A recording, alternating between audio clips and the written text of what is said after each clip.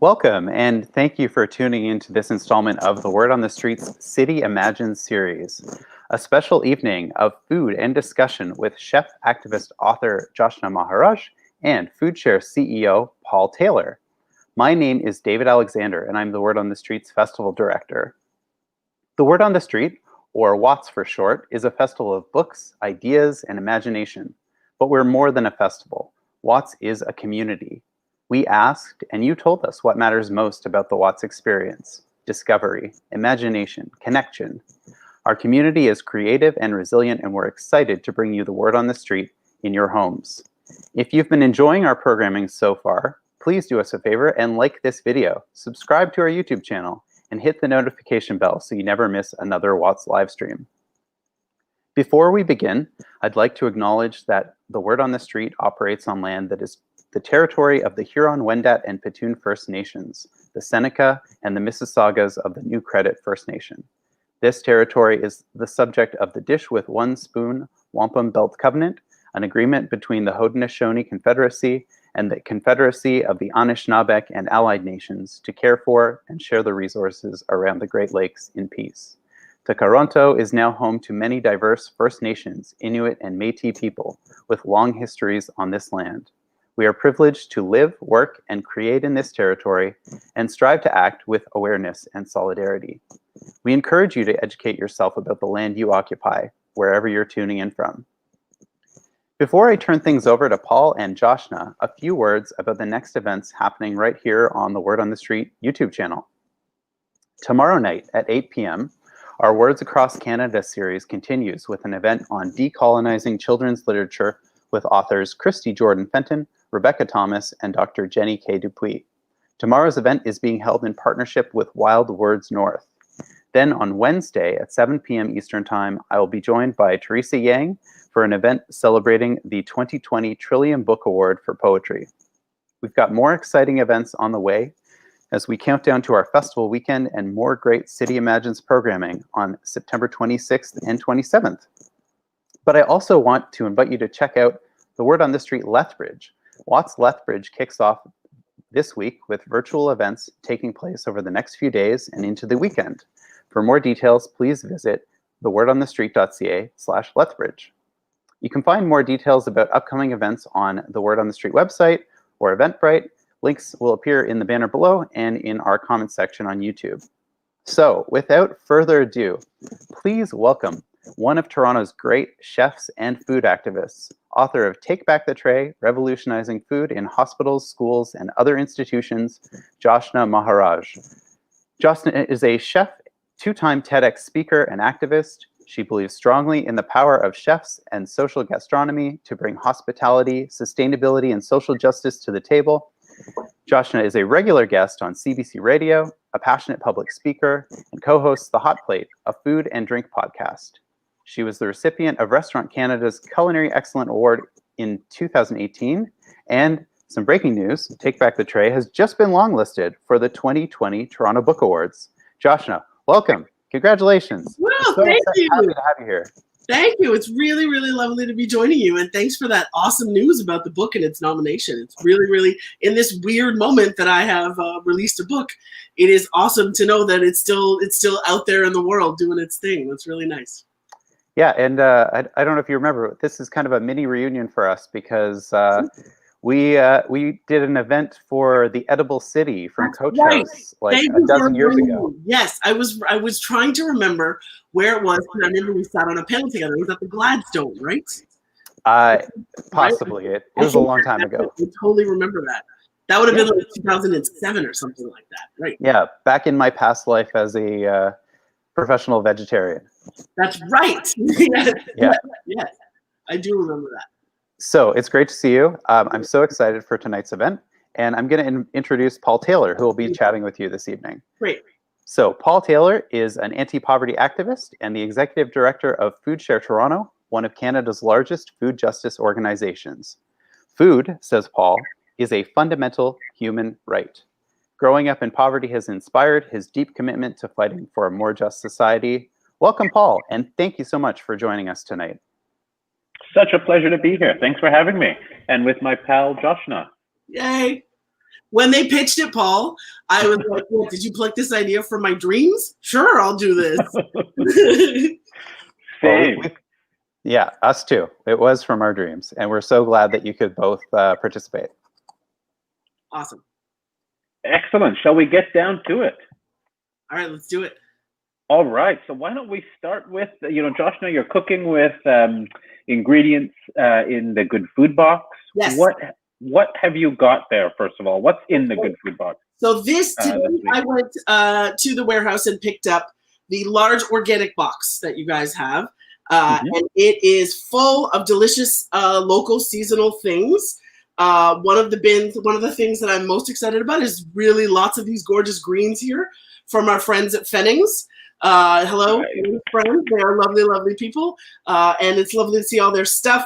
There's butternut squash. There is the world's most adorable little cauliflower. just love it.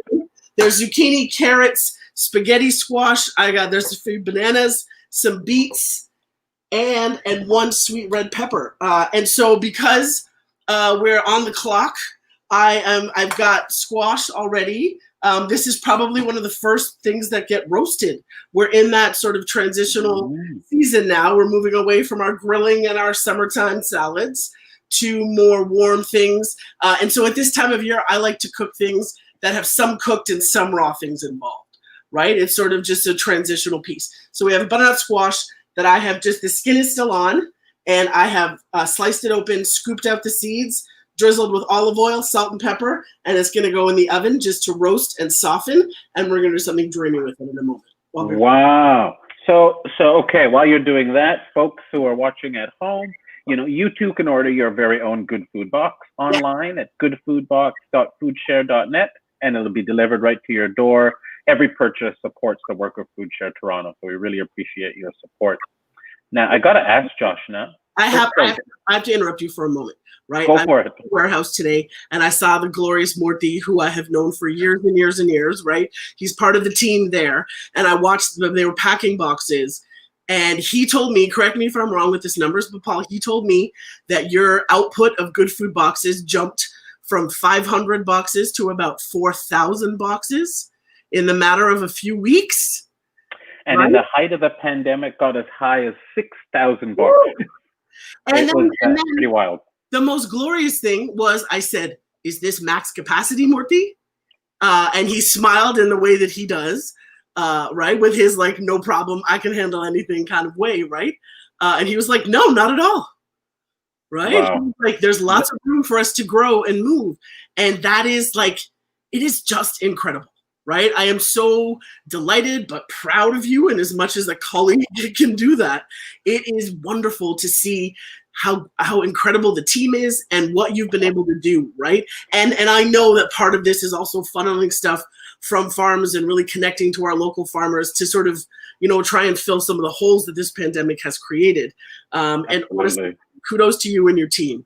It is extraordinary. You've met the need and you've led the way in meeting the need in a way that we will not forget, right? It's really important. Thank you. Joshna, I will take that back to the team.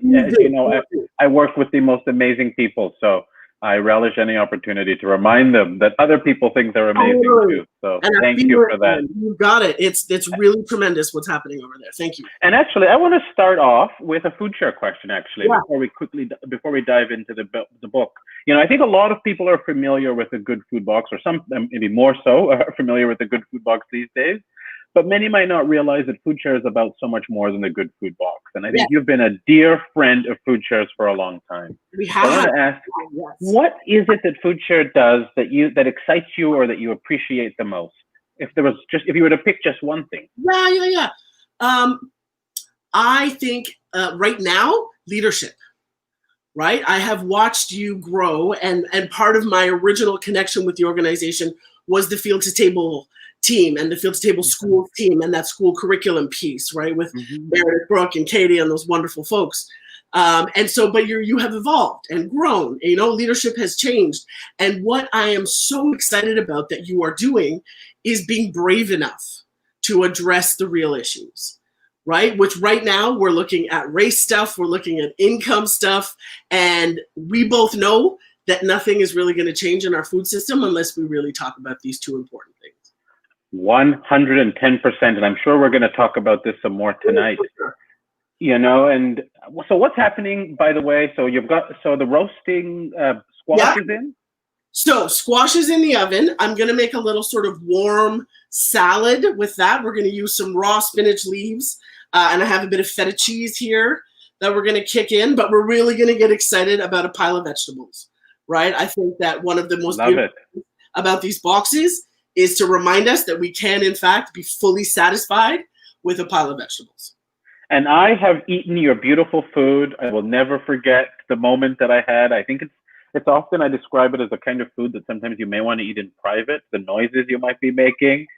So yeah, I have eaten your delicious food. I'm always struck, to be honest, by the way you manage to be bold and thoughtful and inviting, both in the kitchen and outside of the kitchen. Oh, that's lovely. Thank you. Thank you. And I'd love to talk about what you've been working on outside of the kitchen. So I'm going to let you start off with telling us about your book and what inspired you to write it. And congratulations also. Thank you. Thank you. So the book, this beautiful thing, here she is, right? She's now out in the world. And this really is a beautiful collection of history of my work, if you can imagine it, for the past 15 years. I did not anticipate that this thing was going to be quite the memoir that it has ended up. But you know me well enough to know that it's very hard to extract my personal history from the work that I do, right? Automatically telling a story about my work is telling a story about me, I've learned, right? But the piece here that we're really addressing is the food systems in our public institutions. So we're talking schools, hospitals, and prisons. Although I haven't had the chance to get into a prison and deal with it, I really think those are the three pockets, the areas that we are focusing on. So I've had the real delight to do 2 projects in hospitals in Toronto and 1 project on a university campus. And this was really about overhauling the way that we purchase, cook, serve, and then deal with the, cleanup on all of the food that we serve in institutions, right? To patients, to students, and to prisoners, as it would be in that conversation. Look, as we all know, it is a disaster, right? Everybody has either been in the hospital or visited someone they love in the hospital, and it's been a dismal scenario, right? You drop your kid off at school and you see a food court full of global franchises, and it's not encouraging, right? And there's so many questions about why is this so bad? And what is it going to take to actually make it better? So I, wisely or not, ventured into the belly of the beast to sort this one out. And so that the book emerged because after all this work, I realized I knew a ton about doing this now, right? I knew exactly about the messiness and reworking the procurement and rethinking the labor and all of the pieces involved in making change. And that there was some universality to that, right? Particularly in places where there is publicly funded healthcare, and to some degree, right? This translated beautifully in Europe, right? And I'd go over there to talk, but they all got it. They understood, it made sense, right? And we were working in the same frameworks to attempt change. Interesting. Right? And that was super, super helpful. And what I realized is that I needed something to put in people's hands, right? Because I can't get out there to work in every place. And there are some objective lessons here. And so that's what prompted the idea of writing a book and putting something down on paper that could be shared out, right? This was like an efficiency of transmission, or dissemination kind of idea. And then my gorgeous editor, Jen Knock from ECW Press, she came to me. She saw me speak actually at a FoodShare event. Oh, wow. FoodShare hot dogs event. That's what it was. Full circle. Yeah. I love it. And she was like, "Oh, wait, I think there's a book there." And that's where the magic started in 2017, I think. Wow. So I've been to a hospital. Many of us have been to hospitals. Many of us have been on campus, seen the type of food that's available. So many of us have a sense of kind of what we've made available in this country, in those institutions. Can you tell us a little bit about what's possible? Yes. So one of the things that I really am prioritizing is scratch-made food, right? I think one of the biggest offenses of institutional food is that hardly anything is cooked on site, right? We have food that is cooked in some commissary kitchen. Oftentimes it is portioned and frozen, and everything that the kitchen needs curiously arrives on a skid in cardboard boxes wrapped with plastic wrap, right? And mostly just gets pushed into the freezer, right? And that is a disaster, right? When I realized, because what I realized was that the freezer was actually the most used kitchen appliance in delivering meals. Wow. Right? That's the truth. Hardly nobody ever really turned a stove on, right? And then the other side of things, when I spent some time in that kitchen for the first time, I was just looking around and observing and trying to learn as much as I could. There was a very conspicuous absence of knives, oil, and salt. What did that tell you? That, to the cook inside of me, that says there's no cooking happening in this kitchen. It may walk and talk like a kitchen, you know what I mean? But it is not functioning. There's tiled walls and stainless steel tables, but something is not happening. Nothing is being chopped. That means no raw ingredients are showing up. Nothing is being seasoned, which means that building of flavor is happening, and likely a lot of that food shows up with enough sodium in it because it's as a preservative that we don't need to add any extra, right? And nothing is being browned, right? Nothing in oil, nothing that we cooked and served was started from that base. With pretty much every dish anywhere on the world starts with some fat in the pan and the onions, and then you see what's next, right? Yes, that's where flavor comes from. And it's not nothing. This really kicked in for me the other day. It's not nothing that onions are super hardy and will grow anywhere. Right? So here you've got me. So now I've got this vision of sautéing onions and garlic, but for some reason there's a disconnect when I think about the reality of what happens at a hospital. Right. So I guess I have two questions. Sure. How do we go from where we are now in some of these kind of institutions, especially healthcare institutions, to the searing of onions and the beautiful from scratch food that we all know is so nourishing? And I'll just add one other, maybe I'll ask that as a follow-up. So tell me, how do we go from here where we are now to where we know is possible? There's two important things to say there. One is to remember that we have been there before. Okay. This is not a new place I want us to go. I actually want us to return to the place we started. Right? And for me, it's really important to reframe this for folks and reminding people that the version we have now with this highly processed, disconnected, expensive, wasteful food is actually the crazy detour.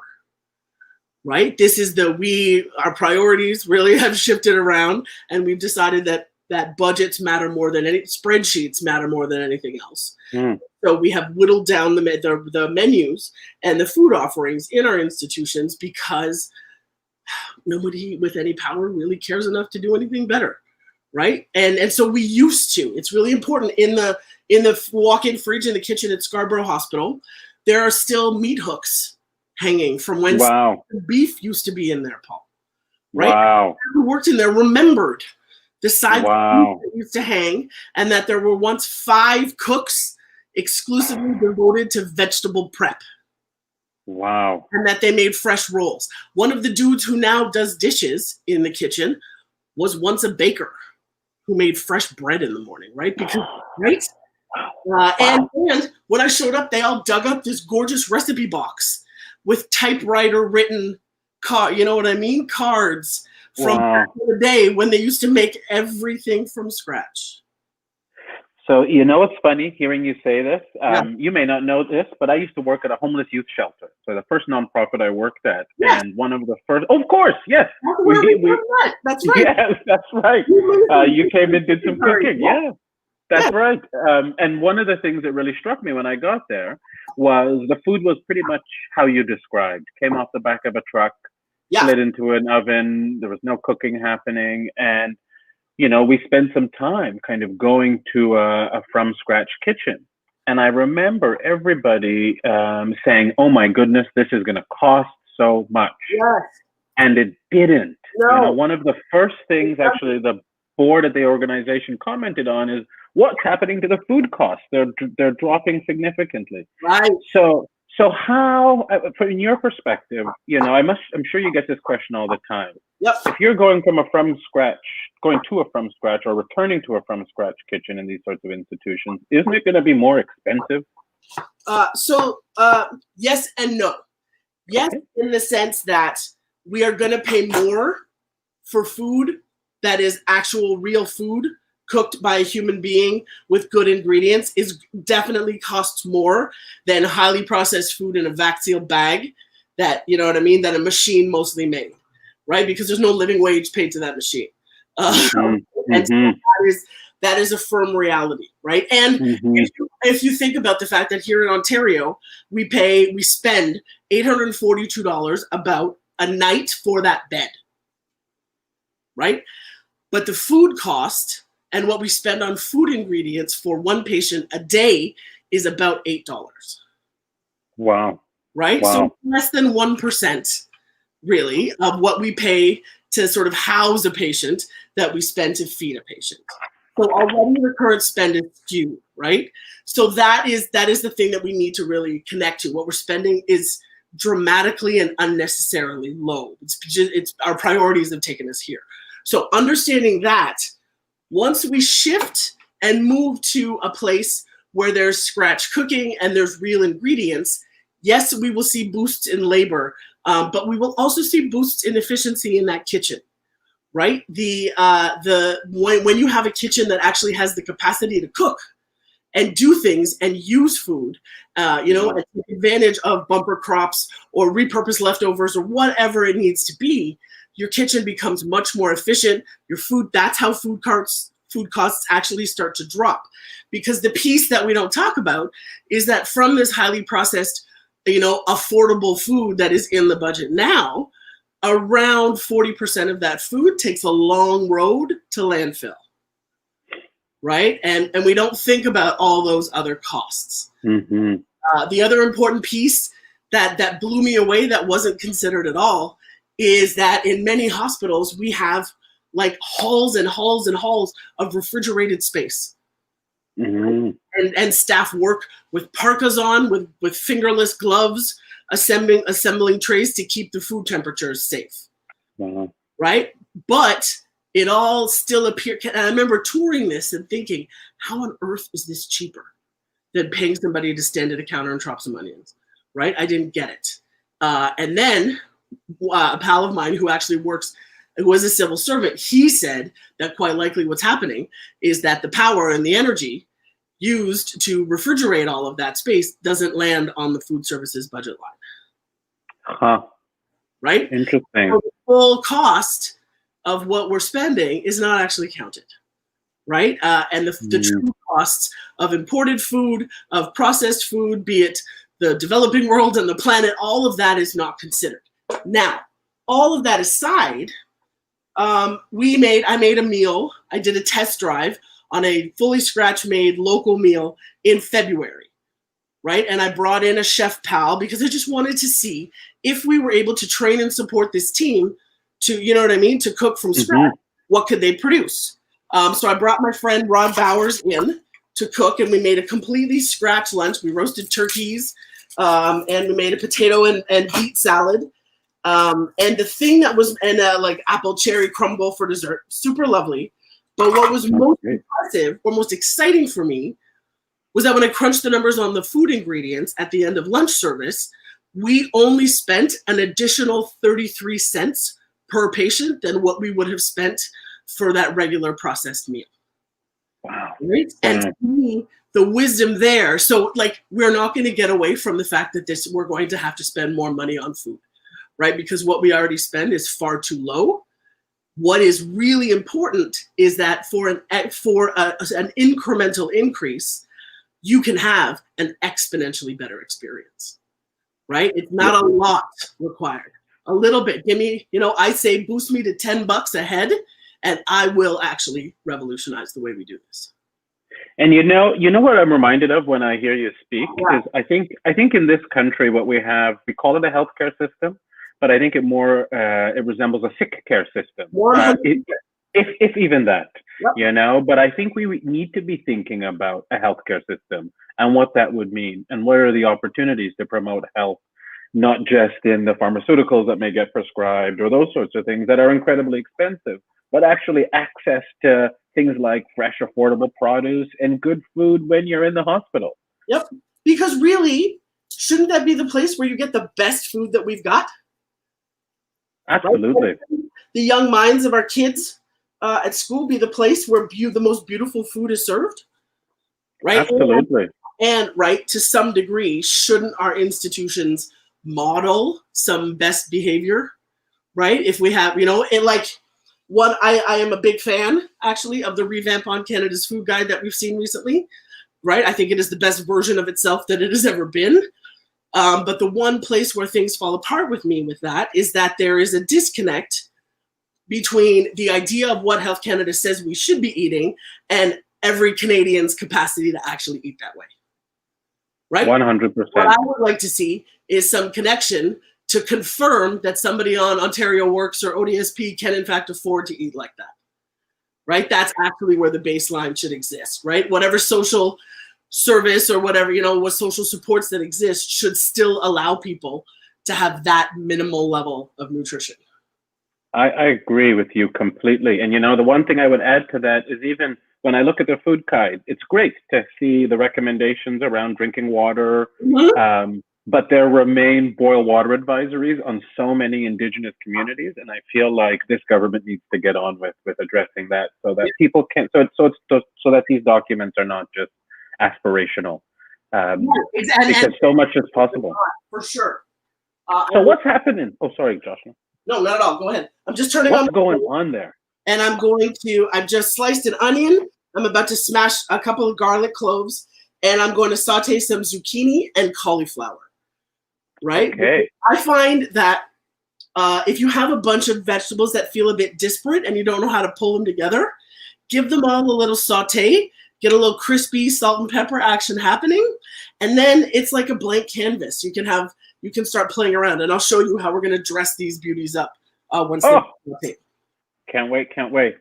I keep forgetting. I'm so used to just sitting and shooting the what with you that I'm forgetting that we're doing a proper thing here. We're doing a thing. We're doing a thing.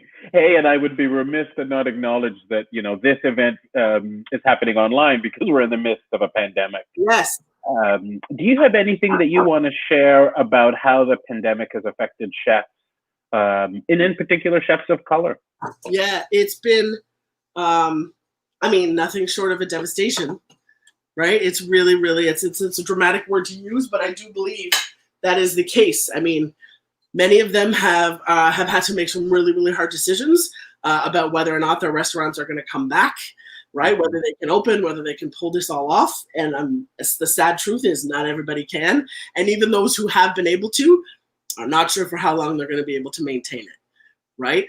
And really, one of the things we talk about, and even that I am also really connected to the folks at the Stop, right? I was at the Stop for 5 years, and that place remains very dear to me.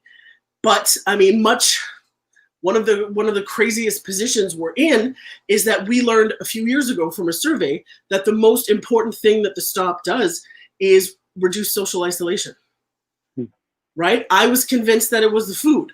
Right. And when we saw this in survey results, I was like, come on, that's ridiculous. The most important thing we do is serve people food. But we don't. Right. And I had to really sort of rethink my approach here and understand that the food is the context. Right. And it is what pulls people in. But the real gift, the real impact of what we are offering our community members is a chance for a break from their isolation. So how do you do that? How do you maintain that service? Because I do believe that restaurants work the same way, right? The point is we bring people in, we bring people together around a table, at a bar, whatever it is.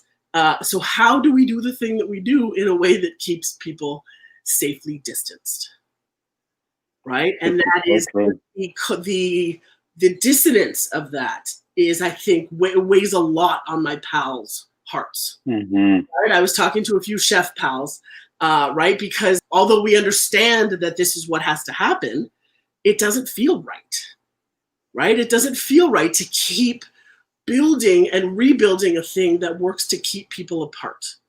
Mm-hmm. And yes, everybody understands that this is what's required right now, but we also don't know for how long. We also don't know how you know what I mean? There's still so much about this that we don't know. And so the uncertainty, now we're officially, I read somewhere that yesterday, the 13th, was officially 6 months. Wow. Right, of our lockdown lives. And we can see the weariness and the fatigue starting to set in. And I'll be very honest with you and tell you that I am most concerned about the mental health of my pal. Mm-hmm. Right? Mm-hmm. Because this is gonna, like, as benefits start to dry up, which is something that we're starting to see too, right? It's gonna get really hard and painful, and they're all gonna have to make really, really terrible decisions about the future. And listen, once we get through the pain of that, I feel very hopeful about what's next and where we can grow, right? But it's going to get worse before it gets better, right? There's going to be a crash and it's going to hurt a bit. And that is just going to be really, really difficult to see. Let's come back actually to that piece around building back. There's been a lot of conversation around building back better. And there have been, tons of folks sharing ideas on what they think that looks like or what they think that should include. Based on your work, your research, your passion, what do you think building back better should include? Yes, I think we need more. We need more of a plan for when things fall apart, right? Mm-hmm. What I would actually like to see is more thoughtfulness. Right? Because listen, the second wave could come, another version of lockdown could very well be in front of us soon enough. But I would actually like to see investment in more of a plan for kitchens to pivot and things to change, right? So that we know that once the premier or the mayor declares a state of emergency, that we all are going to flip into different modes where this cluster of chefs in these kitchens are going to do the bread and they're going to serve it, you know what I mean? And they're going to take care of everybody. And these guys are going to do the, and so then farmers have a way to pivot and rework their supply. It's pretty much what we did, but without any real resources and structure. Mm-hmm. Right? I'd like to see some resources behind all of this to actually support it. Because, the other thing that I really noticed in the last 6 months is that the thing that's going to get us through are local networks of people who care about each other. Right? This is not the top down, the big business, the large corporate, they did not take care of us, right? That's where all the empty shelves and the you know what I mean? When the underbelly of these systems was revealed, there was not much there that was that good, right? And it was small grassroots community organizations that were able to step up the game, reinforce themselves, and get out there to take care of people. Individual farmers, small scale distributors. They're the ones that pivot and changed and figured out that we can meet on the corner of so-and-so on Saturday morning and we can get you your boxes of food, right? That to me has got to be our future. And I'm for sure not the first person to say this, right? The likes of lots of food thinkers, Marion Nessels and Wendell Berries have all said this before, right? Localized regional communities are the most effective, sustainable, I would even suggest ethical ways for us to actually really do this. Mm-hmm. And be stronger. Super helpful. So something just happened back there. So you just added. And now garlic is following, and zucchini is going in next. I have just cut into half moons, like that. Okay. And you said, did you say cauliflower doing some dancing as well? Not yet. It will. Okay. But zucchini's gonna go in, salt and pepper, and a little move around the pan. I've been thinking a lot about this pandemic, as we all have been, and I think one of the things that's super clear to me is that the pandemic has really highlighted a bunch of inequities that exist within our system. Even when you look at people's experiences of the pandemic, there were folks at home working on their sourdough bread, posting beautiful pictures of sourdough bread. And then there was the work that you just described of grassroots, mutual aid groups doing everything they could to feed and connect people to food. And often these are racialized folks. So one of my hopes for this pandemic is we actually address some of these inequities, in society, so that when something like this happens again, we're not seeing such incredible variance in people's experiences. Yep, it definitely has been painful to watch and to see these really sharp lines drawn around, you know what I mean, or through racial groups this way. Just simple things like people of color more likely have to take transit to get around and therefore have to be exposed to folks, so they more likely are the ones with those frontline jobs, right? There are versions of us in the past who made those choices, right? Be it just being guided by white supremacy and patriarchy, right? Totally. But they made those choices that this would be okay, not thinking about the future, not worried, right?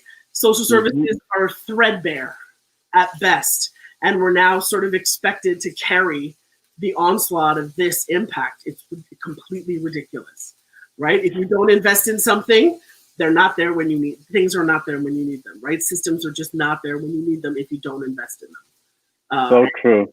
And that's really what we're seeing, right? We're seeing it all over the place. And it is really bothersome to me to see time and time again how clear and obvious this is, and what disparate examples of experiences people are having, right? We live in the same riding, or we'd likely, you know what I mean? This is the madness. It's not to say that it's sort of far-flung corners. It's like just in this city, I'm sure just even in a postal code area, you will find huge disparities, right? And it's not about where you live.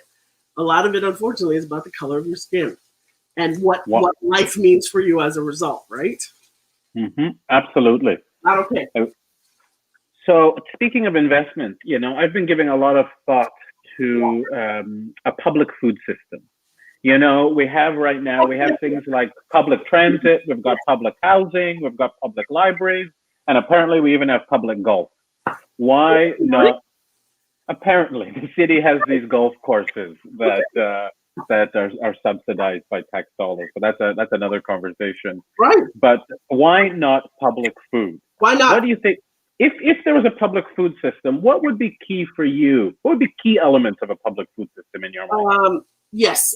So one is really clear specifics on the way food needs to be grown, right? And I'm specifically talking about regenerative organic agriculture, right? This is organic food has been a thing that everyone is like, it's too fancy and too expensive, and we're not playing along. But the realities of climate change are really pushing us to a point where we have to consider this, right? We have to really understand that organic food is no longer just a nice to have, right? It is actually a legitimately effective way to take carbon out of the atmosphere.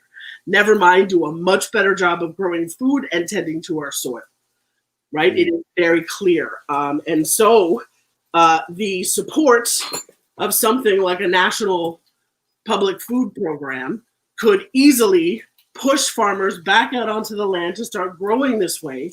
And if there was investment in some degree to subsidize that, so farmers get paid fairly while we still can get this food out to people, then we're really doing something, right? We cannot imagine a national or a public food system or program that does not aggressively deal with climate change.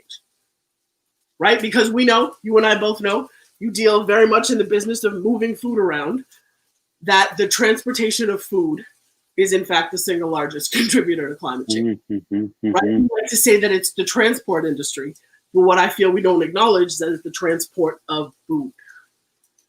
Right? And that is the piece that we can address. So for me, we have to be prioritizing the kind of food that people need to eat.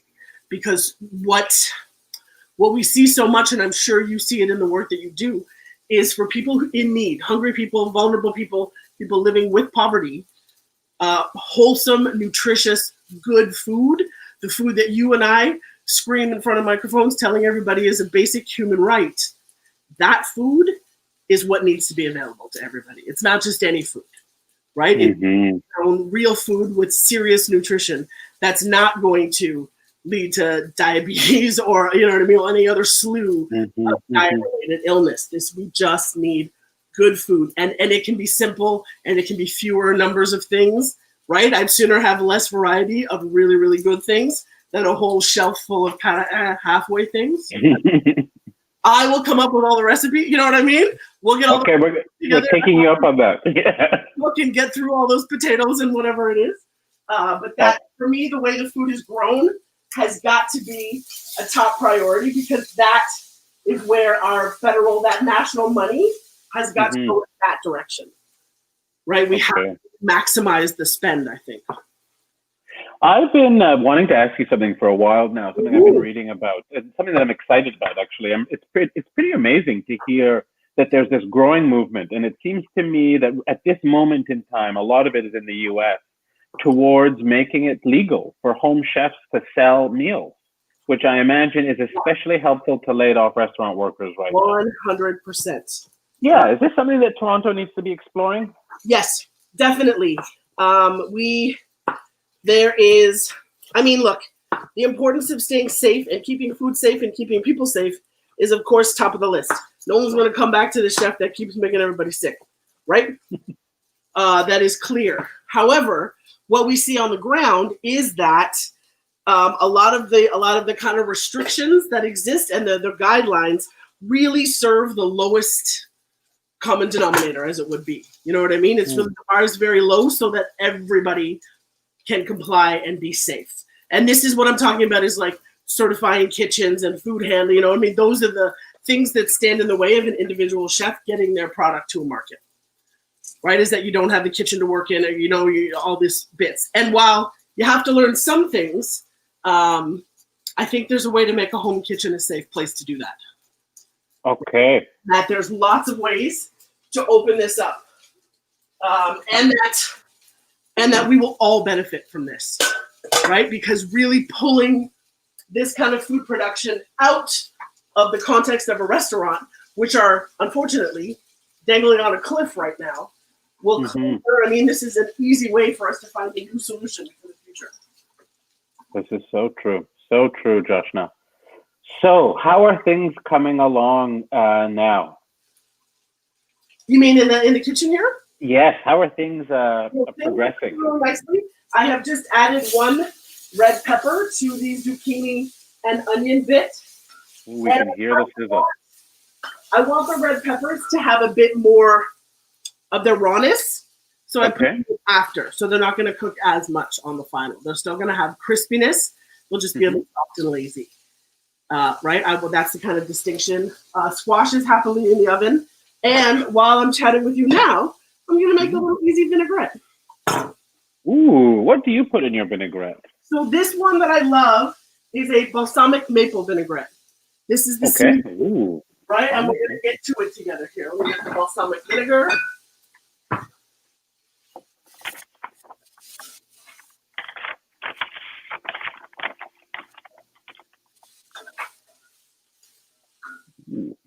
Balsamic one of the maple. Things, Paul, when I was eating that lunch at the hospital in Scarborough, right? We were eating beets and carrots for a salad, and we roasted turkeys. So things caramelized, and you could smell this, right? We're using these big, giant, beautiful ovens that they have.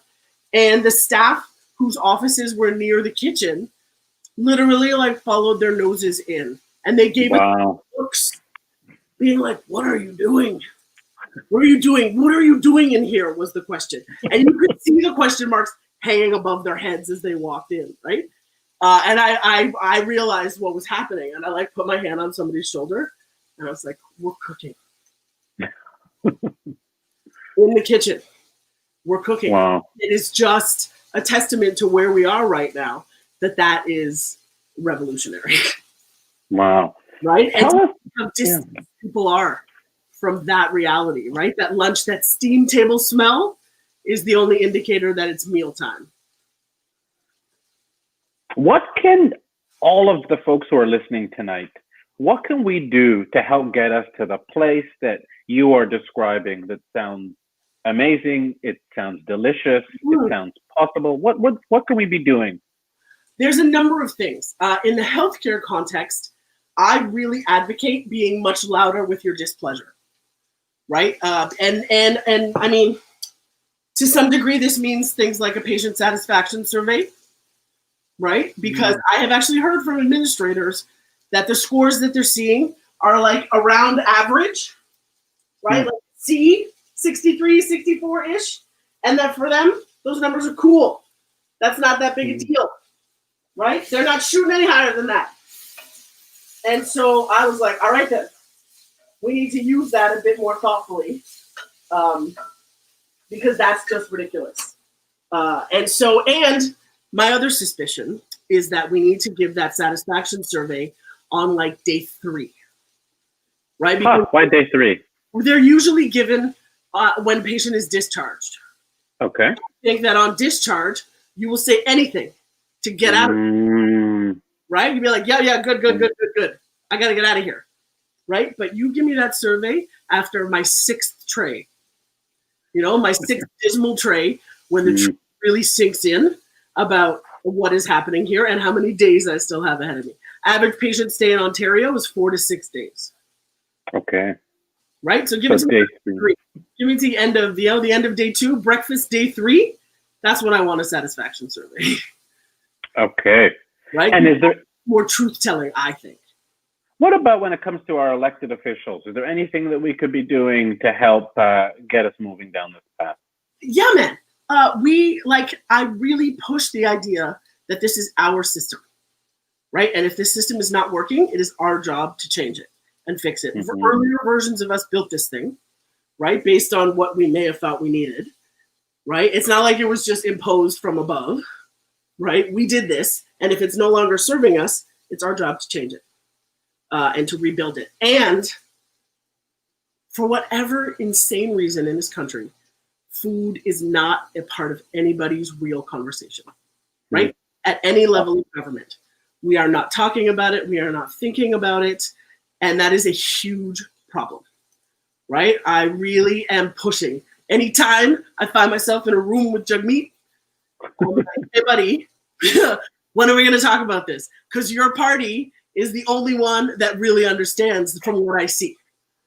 Right? To the days of sweet dear Jack, right? And the moves that he was making, there is some thoughtfulness about food and about Canadian food systems and how they need to look, right? And so they need to start paying attention, right? And the thing is, and this is wisdom that I get from my friends at the Toronto Food Policy Council, right?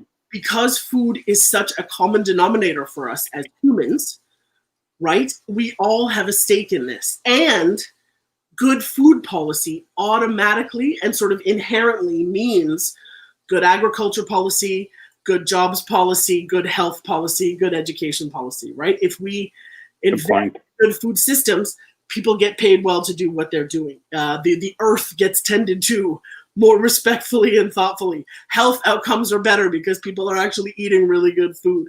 People have, legitimate system, good jobs. The impact of roll-off is so simple, right? If you just invest in the food system, everything else will fall into place. I know you see it in the work that you do. I see it all the time in the work that I do, right? Because it works the other way, right? And you and I are both working in systems where good food access has been yanked out. And we see everything, right, has sort of implodes, right? And the hospitals, I realize they're one of those spaces where everything has kind of been yanked out. And so we can't. So my job was to turn the lights back on again, right? And to put good food back at the center in a way that's connected to values, and to watch the programs start to rebuild things and reanimate these folks. This is true for a hospital in any community. This is true for a city. This is true for a country, right? And you and I have been at it long enough, and we know the people who are involved in this story long enough to know that the minute we actually got some policy support and resources and a green light from our government, everybody would lose their minds with how beautiful our food system could look. People who are ready to rebuild this thing, right? We've all been, perhaps not so quietly, working away for like the last 25, 30 years, Not me. There's lots of people before me, right? I got 15 under my belt. But we know how to do this. We know the people to do it. We just need the space and the resources to actually make the change, right? And look, some really important values shift, right? We have to care about this. We have to care about the food that we eat. I mean, the thing, you and I have talked about this before, and the thing that gets me out of bed and has the fire inside of me to continue this work is the simple truth that our relationship with food is about staying alive, right? The real reason we eat is to stay alive, right? And so when you walk through the door of a food bank, when you come to a meal program, you are very publicly confessing that you are not able to do this, right? And that you are not able to make this simple task happen for you, right? And then let's think about a hospital patient, someone whose life, perhaps was really sort of on the edge there for a moment and has been pulled back. We are not, with the food that we are serving, we are not offering this person the fullest chance to stay alive and to heal. And to me, that is like, that, as far as I'm concerned, we should stop everything else we're doing and focus on solving this problem so that all of us, all 37 million of us in this country, at least, never mind the 7 billion of us on the planet, have good food in their stomachs at least once a day, right? Nothing else is going to work. You know what happens when hunger hits a life, right? It has a domino impact, and we all turn into these animal versions of ourselves, right? There's no bootstrap pulling at that point. You just need something to get the monkey off your back, right? I feel like, oh, sorry, you go ahead, Judge. And so to me, it's like, until we address this piece, right? And until we really face the reality of how distanced and how dangerously distanced we are from our individual ability to stay alive, right? We have to start thinking about it like that. It's not just about guilty pleasures and the things that we're craving, right? Those are luxurious sort of frills on the end. The basic thing is about keeping ourselves alive. And that I really want to pull our vision and our thinking back to that. And I think, as I hear you, one of the things that I think about is we've got to challenge the low expectations that we have of politicians. They are, in lots of ways, not incredibly creative. Like, we need to be much more creative, push boundaries, and think more boldly. So I feel like everyone listening, please purchase one of Joshna's books, but purchase two. Get one for yourself and get one for your member of provincial parliament, your city councillor, your member of parliament, and make sure that they read it as well. Because I think this kind of creativity and convincing of what's possible is just what's needed right now. And to that point, we actually put a few recipes in the back of the book, right? There's my egg salad sandwich, which I yell about a lot, but there are biscuits and muffin recipes. And you'll see that after the end of instructions, after you've tasted them, the recommendation is to bake a batch of them and deliver them with a letter to your local MP's office about, wouldn't it be nice for all hospital patients to enjoy something like this morning? Love it. So that's something that everyone could be doing when they are purchasing, as they purchase your book. Yes. So what's happening now, Josh? Now give us a bit of an update. We've hearing about some good things happening. Are we getting any closer to seeing anything? Yes, we are going to do this squash right now. I'm very excited about this. So I've got just an easy platter here. And then I'm going to get some of this beautiful spinach. This stuff, you can see it's this old school spinach with these kind of speary leaves. Really, really beautiful stuff. And this is the kind of thing that is really delicious eaten raw. I feel like cooked spinach makes me a bit sad, right? Because it really surrenders itself in a sort of pitiful way. And so to cut up just bite-sized bits and lay that down as a bit of a bed, really, really simple and easy. It's so nice. Listen, part of my life includes the luxury of knowing a lot of the people who grow my food. Right. And as I'm here, I'm thinking about Jen and Eck are the two Fennings. There's a whole slew of Fennings, but the two Fennings who I know very well are Jen and Eck. And I have had so many great conversations with them about new visions for our food system. And so it's pretty sweet to be here cooking, you know what I mean? Using their lovely stuff. Let me get the wash. Oh, this is beautiful. Okay, so the squash are roasted and they are just a little bit tender, right? Okay. They're fully soft, but they're going to be soft enough. Let me get a towel so I can do this on camera. Ooh. Right, you'll see here, right? Some caramelization has happened, but they are soft enough that I can just kind of scoop out little bits. Wow. Right, and that's what we're looking for. And we're just literally going to lay those down on top of this spinach. I'm into it. And then we're going to do a little feta and some fresh herbs, and the magic is going to happen. Wow. Wow. Joshna, I see you cooking with such ease and comfort. How do you learn to put flavors together like that? Okay. I think it's important to note that I come from a cultural tradition that is unabashed with intense use of flavor, right? The fact that I have this Indian heritage means that major flavor and experimenting with flavor is very easy and comfortable for me. So that I feel like needs to be acknowledged. But I just think, I can't remember where, but somewhere as a young cook, I really connected to the idea of cooking and considering food mouthfuls at a time.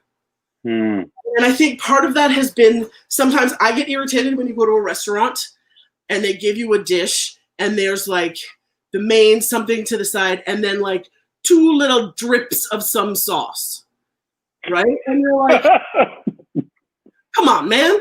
Why are you being so stingy with this sauce? Why did you, like, this is clearly about a like 15, 20 bite plate.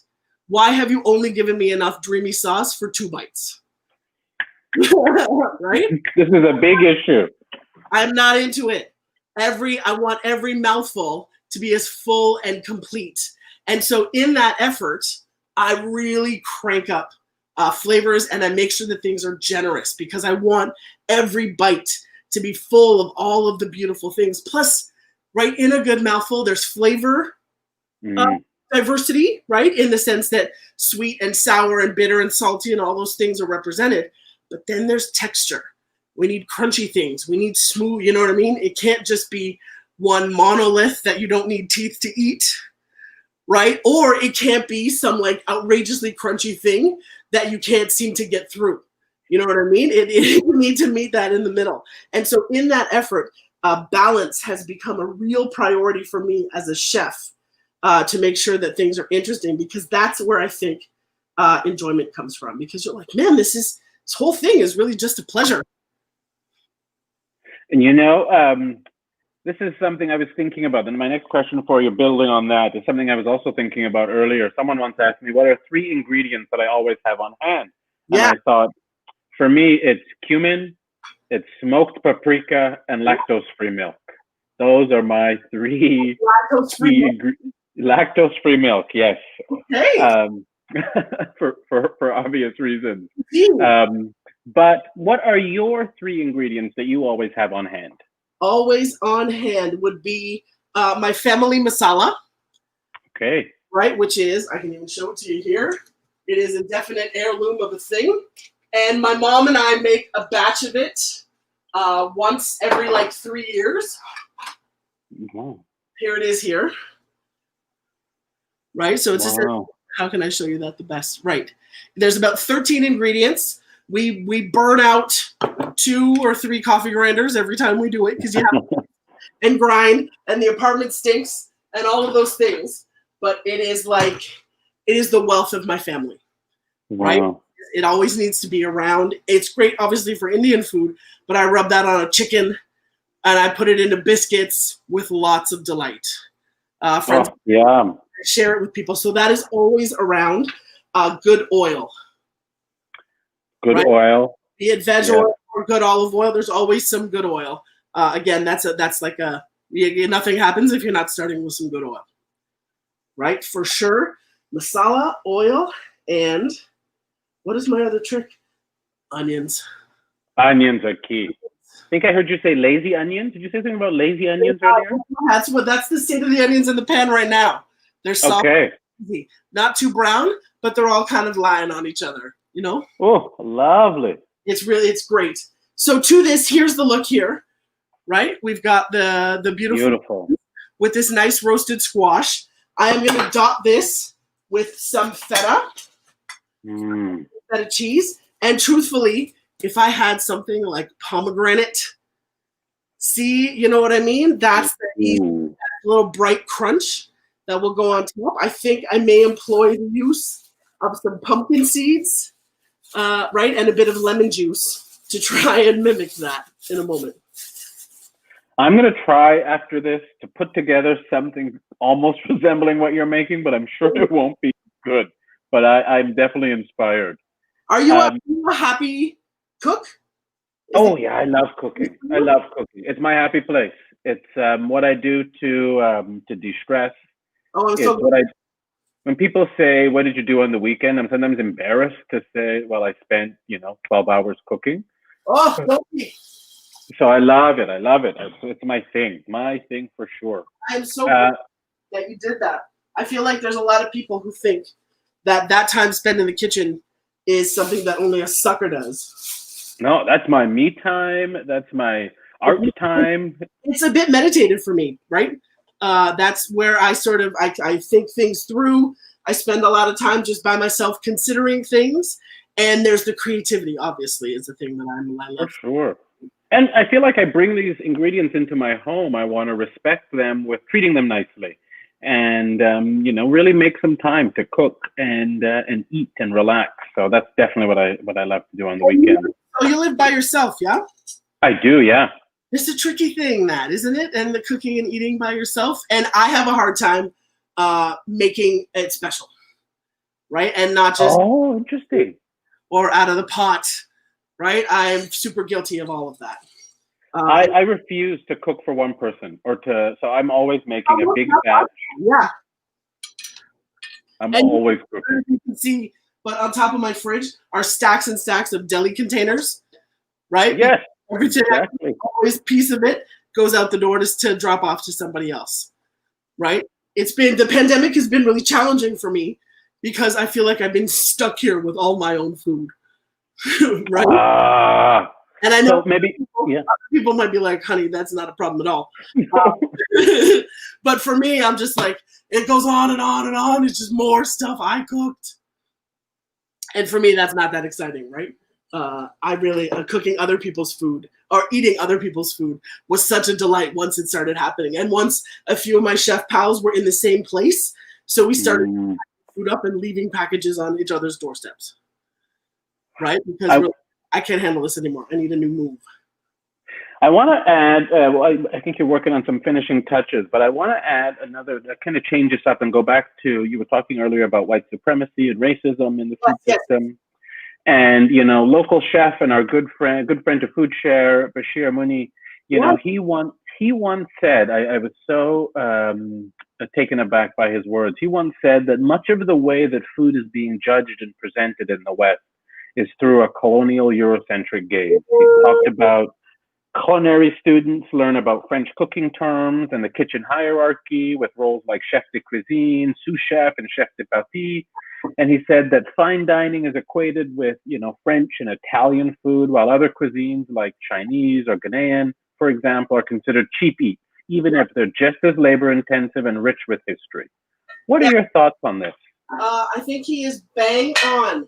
And I have really, in fact, if all went according to the plan that I originally had, I might have been starting a master's program in education to really address this. Because I think it is a major, major problem. And not only is it a problem itself, but I really discovered this when I started teaching culinary students. Because the sort of added compounded layer here, Paul, was that as an instructor, it was somehow now my job to dispense this colonization. And I was like, I don't want anything to do with this, right? And I had the curious scenario where 85% of my students were international students from India, right? And I am there standing at the front of that room with that white hat telling them some French thing, and I'm like, I can feel my own ancestors being like, what the hell are you doing? Right? And it's not nothing that later on in the semester, I just got so tired of pushing this painful, oppressive curriculum on these students that one day I knew that there was going to be soaked yellow lentils on the food cart that is in the fridge, right? And so I brought my masala from home, and I stopped on the way and I got green chilies and coriander and limes, right? And I said to the students, please just make me dal, right? And for those of you who don't know, dal is a very simple Indian yellow lentil dish, right? Served most often with rice, and dal and rice is perhaps one of the most commonly eaten simple meals in Indian cuisine. Mm-hmm. And let me tell you, I got 6 distinct dals made they had all the same ingredients to work with, right? But they were nuanced, they were interesting. Students who were at the back of the class, who were generally just a pain in my ass, all of a sudden displayed competency around delicate flavoring. And I could, you know what I mean? And I could taste how they roasted the cumin and the things that they did. And they became a whole new batch of students once they cooked things that were meaningful to them. And that, to me, really signaled the need for this to change, right? Like lesson number 1 in our curriculum is broth, right? That's the first thing they teach us how to make. But the French want your broth to be clear and fat-free. Right? And they get serious, man. They tell us we got to put this thing in the fridge the day before so the fat hardens, and we pull it off the next day, and you get marked for there being no little blobs of fat on the surface, right? Yet, in a good, proper ramen broth, you boil that thing until it is cloudy and fatty and milky, because that's what you need for ramen, right? So, but why are we suggesting that is somehow incorrect? So Bashir's on it, and he and I have had many racing pulsed conversations about the need for this change to happen and for us to really rethink the way we are raising our chefs. I think so. In so many ways, we don't realize how insidious white supremacy is. You know, and it goes unchallenged, unchecked, unquestioned, and it's in curriculum. It's everywhere. So I think it's so, and in our food, of course. And I think it's so important. You know, I've been really enthused. I've been watching The God of Cookery on Instagram. Loving those posts. If you're not watching them, I encourage folks to check them out. Pretty impressive stuff. Beautiful food, but even more thoughtful messaging. You know, and I think one of the issues that they touch upon on The God of Cookery is the issue of cultural appropriation around food. You know, it's really been front and center as of late. Curious about you. Maybe this is my last question for you, because I know you're getting ready to plate up the final bit of magic. But yeah, have you been following this conversation? What are your thoughts on the conversation around cultural appropriation? It is a big, thick, complicated one, right? And I have not understood it necessarily, but at the same time, I have had really strong personal responses to things that I don't feel are quite right? When I see them out there, I'm like, I don't think so. And so I've tried to navigate this myself. I'm like, well, where's the line? Right? What is it? How does it feel when somebody else, when somebody else is out there taking a thing as their own because they took a trip to India, or you know what I mean? They visited somewhere, and then they're going to come back and monetize and capitalize on this knowledge. Yet, right? I have no problem. Like, I reserve the right for myself to potentially go to Mexico and fall in love with the food and come back and sell some tacos. Right. So so I was like, well, Joshna, what's the difference? Why do you think it's okay when you can go and do it, and maybe not okay when a white chef goes and does it? Right. And I don't necessarily know the answer to that yet, but I have been compelled by the idea that it is about history, right? And about the fact that part of white privilege has been about keeping white people away from the realities of their history.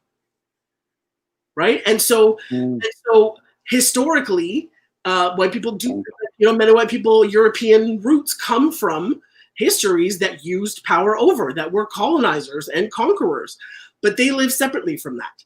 Right. White people generally move around in the world, not connected to that. Unfortunately, we do not get to zip out of this thing at the end of the day and enjoy all the privileges everybody else. I wear this history and I wear other people's thoughts about this history on my face, literally on my face, right? And so that power inequity is where I have found some wisdom, I think, in navigating this, right?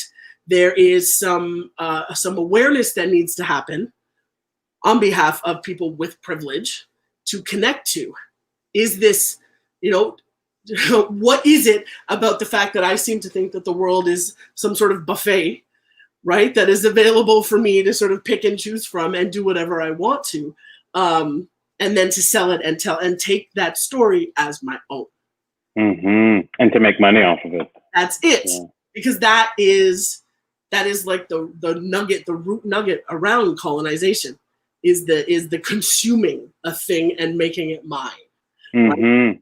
Assimilation that was forced, anglicized names, getting rid of traditional anything, right? Like that's the whole point. And so we need, I think, more closeness, and there needs to be a bit more awareness on behalf of whiteness. It's a very monolithic thing to say, but of those with privilege and power, right? When you make this move, I really think that there is some responsibility to consider these background and historical power dynamics. Super thoughtful. At least that's a place to start, right? Yeah. It's a complicated one. It's a really complicated one. Because then you hear oh, but my grandmother is Jamaican, and I had you know what I mean? And I had this really great neighbor, right? And look, in most contexts, I love a good story about that. What a lovely thing to know that your family has Scottish roots, but you had this killer Jamaican neighbor who would always send over plates of food, and that got you connected. It's beautiful. That's a glorious Canadian story that needs to be told, right? But the minute you decide to take that food and start selling it, you got to pause and think about it. Right? Absolutely. When I was a kid, that's where it happens, right? When I was a kid, my mother used to love to go and visit the butcher and buy oxtail because it was cheap. It was not, the white folks weren't buying it. But as soon as white chefs started putting it on their menus and charging much more for it, it became largely inaccessible for my family. And it was something that was really important for my mom and connected her to where she was from. So I think it is an important conversation. And you're right. I think chefs with power and privilege, white chefs with power and privilege really need to really think about what that means. Yeah, I think so. So pivoting back to that plate in front of you, what is going on? We have got last little bits. I have that little saute here, right? And this is our onions, zucchini, peppers, and a bit of garlic. And to this, I was supposed to make a nice vinaigrette, but time is ticking away. So instead, what I'm going to do is I'm going to give this a good dousing of olive oil. Mm-hmm. And that's just sort of hold things together. And then I have balsamic vinegar, and I'm going to do the same. So really sort of loose, easy approach to a vinaigrette. I just want a splash of acid, right? Okay. And we do at the end, because if I did this while it was cooking, the brightness of the acid would cook out, right? And so we're doing it right at the end to keep things fresh and exciting. Okay. That's a key piece there. Acid and those kind of garnishes, fresh herbs is the same, right? They will just wilt in the heat. The lemon, it will all wilt and die on the heat, which is why you want to leave that for the end. It's like, Paul, if you will, it's the jewelry and the makeup and the perfume on the dish. I like that. Herbs, the crunchy salt, chili oil, right? That's what that is. And I like it. Live and do its own thing. So here I have some flaky sea salt, and I'm a really big fan. This again, right? Let me see if you can see this in my hand. It is beautiful, flaky salt. Lovely. And it's costlier. And so you save this for finishing salt, right? It has that beautiful crunch. Please don't spend this money and put this in your pasta water. Don't do that. Now, I have been gifted this beautiful bit of herbs, and I have these, I believe someone told me these are Asian chive flowers. Look at this gorgeous. Oh, beautiful. Right? And they look, you see, it looks like when it's headed to seed, it's kind of bolts like that a little bit. Yeah. You save it some time, you let it happen, and those beautiful things bud open and have a light little creamy flavor, right? It's very beautiful. So we're going to pull these off. Oh my God, I'm going to do this right on camera. And we're going to garnish this beautiful Wow. these beautiful flowers. Come on. My friend. Wow. This too many times to you. We're really going to have to eat together sometime soon. Yes, yes. Right? I insist. And Can you tilt it down a little bit just so we can see? And really close, maybe? Wow. Wow. That looks really stunning. This can be sauteed and eaten just like this with a hunk of bread. It can easily be popped in a tortilla as a little wrap. Wow. Problem. You can easily put this over some cooked pasta, right? Or eat it with some rice. Super simple. So that is the one easy sauteed dish. And then our finishing touch on this beauty, and this is a color cue. Let's see if we can get nice and clear so you can see. Wow. We have the raw spinach with the roasted squash, fresh feta, pumpkin seeds. I've doused with olive oil, fresh lemon juice, because the bitter of the spinach needs the brightness of lemon to okay. a little bit, right? Mm-hmm. And then, where did it go? Oh, that's so funny. I just put this together. Hang on 1 second. No problem. There it is. I want to finish this. Oh, it's right here, Paul. It's like my past self sorted out my present self, and I'm not paying attention. I have here a chili oil. Ooh. I made this with some no jokes Thai chilies that I brought home from a trip. Wow. On this beautiful thing, I'm going to do something a little bit dangerous. Right? We are going to just drizzle some of this heat, just the oil. You see there's the sludge on the bottom is like garlic and the chilies. We're just a bit of the oil and do the lightest little drizzle. And that is going to add a little bit of red on top of that feta. And it's going to be a little kind of surprise heat. Let me put the lid on so I don't spill this thing. Wow. And so I don't know if you can see now, there's sort of red bits and dotted. So into it. Yeah, and so all together, that's going to be a really exciting, nuanced, dynamic mouthful. I'm going to have one and tell you all about it. Please. Joshna, yet again, you have amazed me with your cooking. I feel like I want to race over right now. That looks so good. I love that idea a lot. Oh, yeah. Nicely done. Nicely done. Do this for yourselves, people. Roasted squash, raw greens, a bit of cheese, goat cheese, feta, fresh mozzarella, crunchy pumpkin seeds, chili oil, lemon juice. You'll be very happy with yourselves. And when you're done, you can pop open your take back of the tray and relax. Exactly. And fortify yourselves for the revolution. Love it. Love it. Joshna, it has been such a pleasure chatting with you, as always. Wow, dear friend. Thank you for letting us watch you do your magic in your home kitchen. Virtual round of applause for the one-of-a-kind and incredibly talented Joshna Maharaj. Thank you. Thanks for coming and for joining and watching it. And thanks for this beautiful food too, Paul. Thank you. Bravo. Thank you so much, Joshna and Paul, for this inspired and hunger-inducing conversation.